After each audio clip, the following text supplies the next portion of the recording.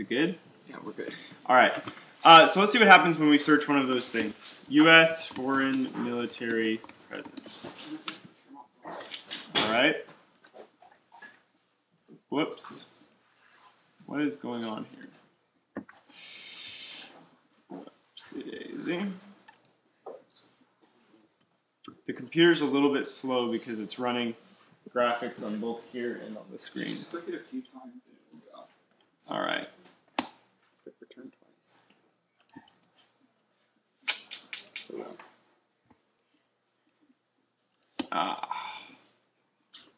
Technical difficulties. Maybe try rebooting the internet. It's Chrome. No, don't do another browser. It's not Chrome, it's Chrome. That's all right. It's all good. That's fine. Just hold up just 1 second. You guys can just chew on your popcorn for a sec.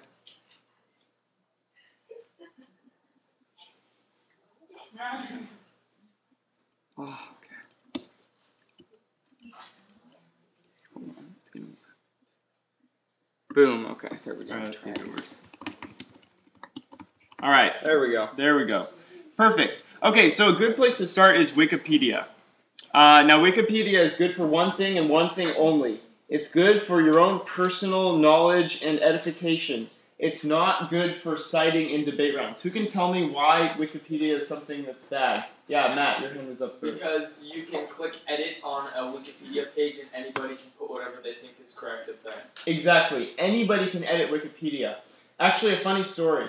My brother David, way back in the day, when he was debating, I forget the resolution he was debating, but he defined the terms of the resolution in a Wikipedia article in order to fit sort of, I don't know why he did it, but the team that he was debating, they used the Wikipedia definition in their case, and my brother David, it was pretty easy to refute their definition. He came up and said, I wrote that definition, and I'm not the most qualified person to talk about this. So it just goes to show that Wikipedia can be written, anybody can edit Wikipedia. In fact, when there's sort of a debate resolution that has to do with military policy or environmental policy, usually every year some debater will go on Wikipedia and define the terms of the resolution on the Wikipedia page that is most relevant. So it's generally not a good idea to use Wikipedia for quoting it around, but it's good because look at this page. It gives us an idea of where all of our military bases are. It generally has good source information. So references, you can look at the Department of Defense Base Structure Report. That's a perfectly fine thing to cite. Let me zoom in a little bit just so we can see this more closely. So you see there's all of this reference information. So you can click here and you get a nice little report on our bases overseas. Okay, so that's starting broad, and it's good to start broad because you get a general idea of what you're looking for in the resolution. But let's say you want to be more narrow. Let's say we're researching the case of withdrawing from NATO, for example. So let's go to Google, our best friend, once again, and let's do something more specific. Let's say you're on the affirmative and you want to find evidence in support of the United States withdrawing from NATO. Okay? So you can search U.S. should withdraw from NATO. That's a perfectly fine thing to search. And notice it's purple here because I clicked it the last lecture. So you can, one trick that you can do, and if you notice a new tab just popped up at the top. And now why did it pop up? You can hold down Command or Control. If you're on a Mac, you know where the Command key. If you're on a PC, you know where the Control key is. Hold down Command or Control and just click. Okay? And look at what happens. The tabs pop up at the top, but you don't lose the page that you're on. Okay? So it's good to do this when you're doing debate research because now, look, we have 4 or 5 articles that we can look through, and we can just browse through them and just kind of look at what the articles generally say and if they apply to what we're researching. So let's say, okay, here's a promising article. Time to withdraw from outmoded NATO alliance. That seems perfect, right? Except for one thing. Who can tell me what might be wrong with this article?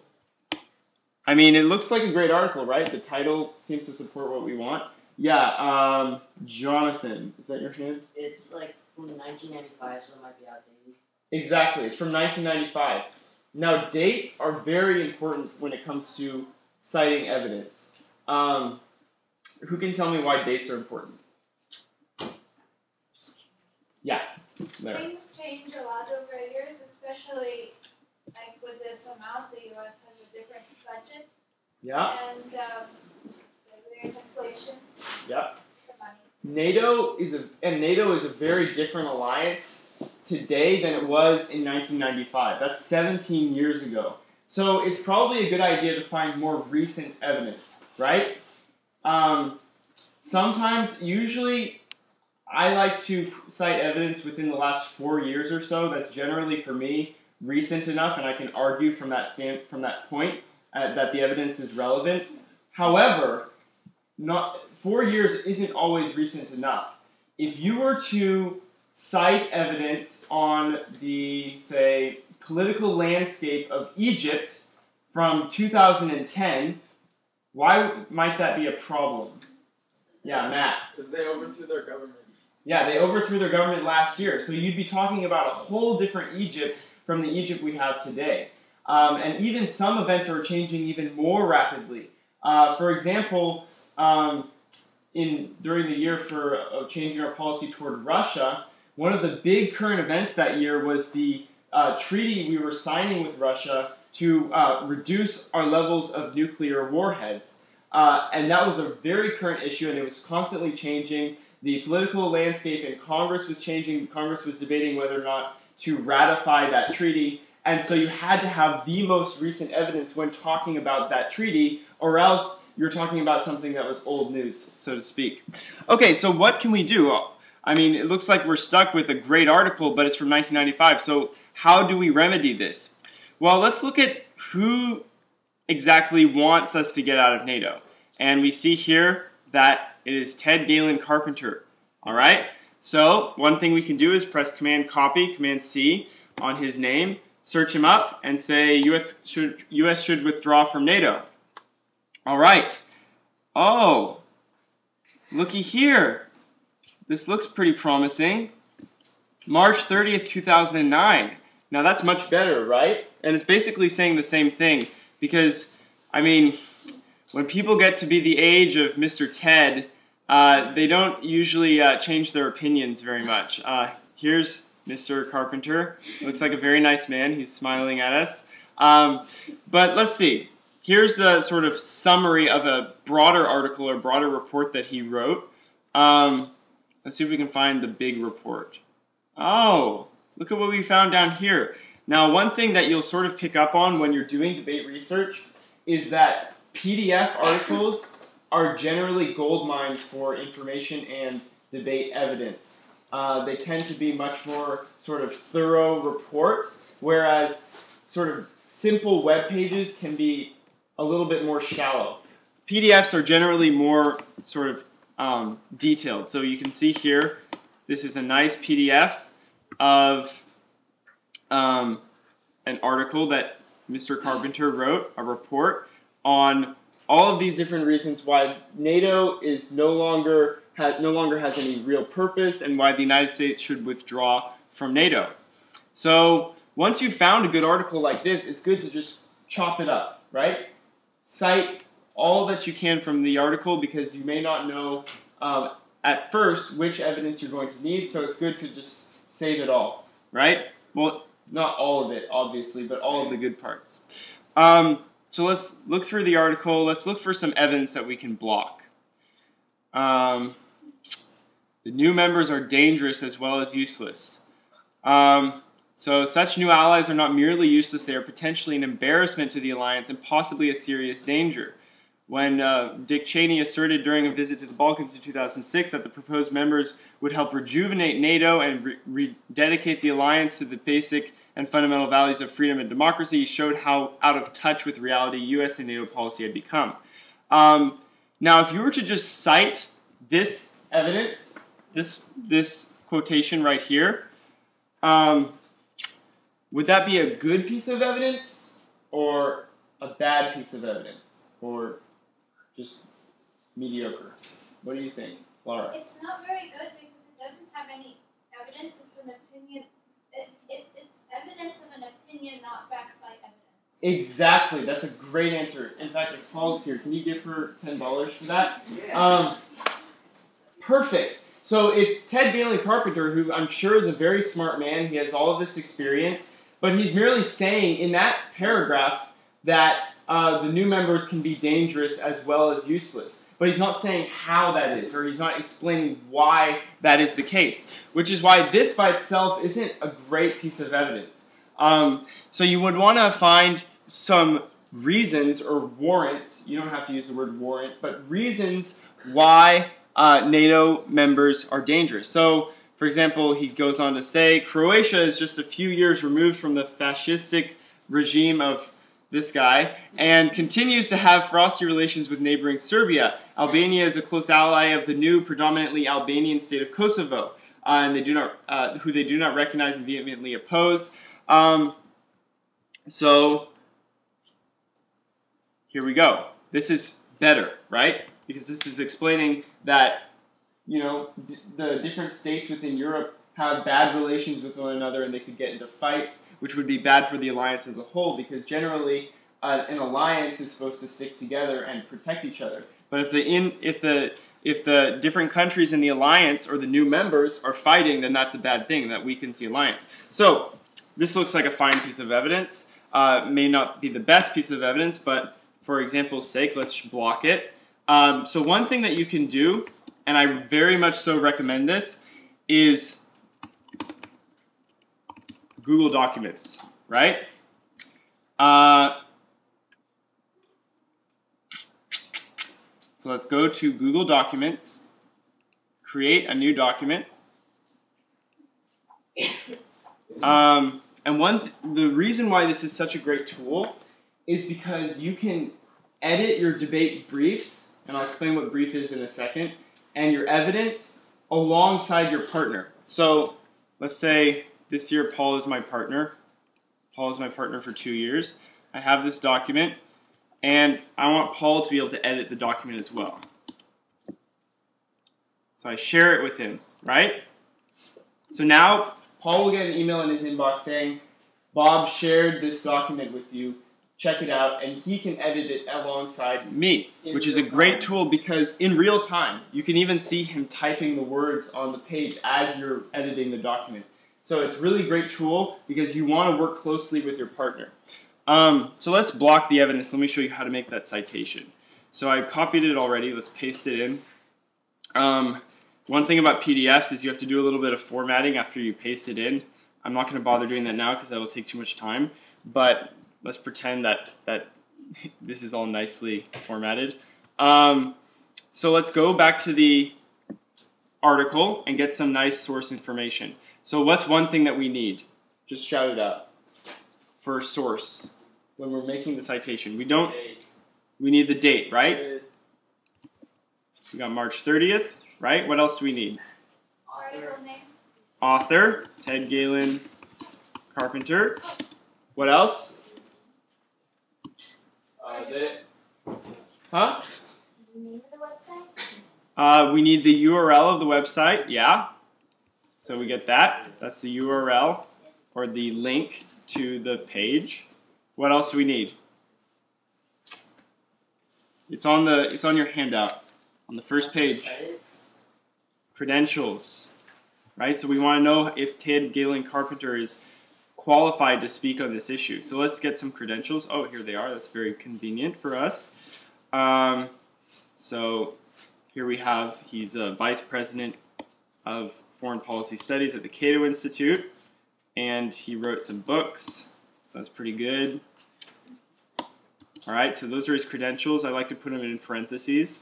And then what else do we need? 2 more things. The name of the website where the article came from? Yeah, the Cato Institute, the publisher of the article, and She just said it. tag. Who said that? So what do you think would be a good tag for this? Really? So Oh. new members hostile to other European countries.